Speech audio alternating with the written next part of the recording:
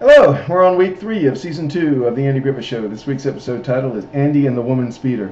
Barney, what's going on this week? Well, Andy and Floyd and Ultie and I are tacking up the car after a nice fishing trip.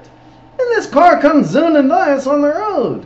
And I say, speed limit on this road is 45. That car's going 70. So we chase it. Turns out it's a lady driving it from Washington, D.C. And Andy writes her out a ticket. And then when she comes to the courthouse, she finds out that Andy's also the justice of the peace. And she says, well, I bet you don't lose too many cases. So Andy gives her a $10 contempt fine for that smart aleck comment, and then she keeps running her mouth, and the fine keeps going up and up till it reaches $60. And then Andy finally says, well, I guess we can settle for $25. But she says she's not going to pay it. She's going to stay in jail till the next day when she can appear in mayor's court.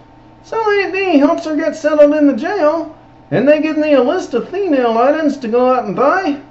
And she says she'll pay the original fine of $10 if Andy will let her go, but he says no, the fine is now $25. Oh, and then Andy leaves, and she acts all surprised. She says she thought you were the high sheriff, and then she talks to you some more and says she's surprised that you're not married, a good-looking man like you, and then she's surprised that you only have one girlfriend. And I say, well, there's one thing I don't want to do, man, and that's hurt a lot of women.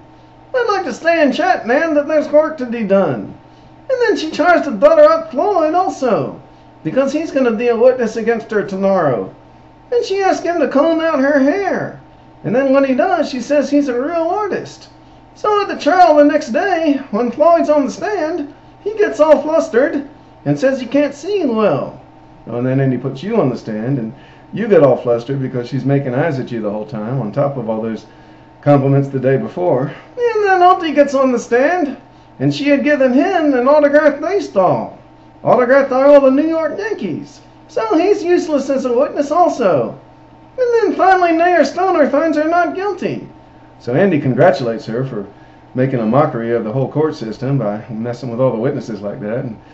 And she leaves feeling all guilty. And then when she leaves, she speeds off again. So we chase her again. And when we stop her, I say, I guess you know when you're caught dead to rights, man. You ain't fooling with kids, you know.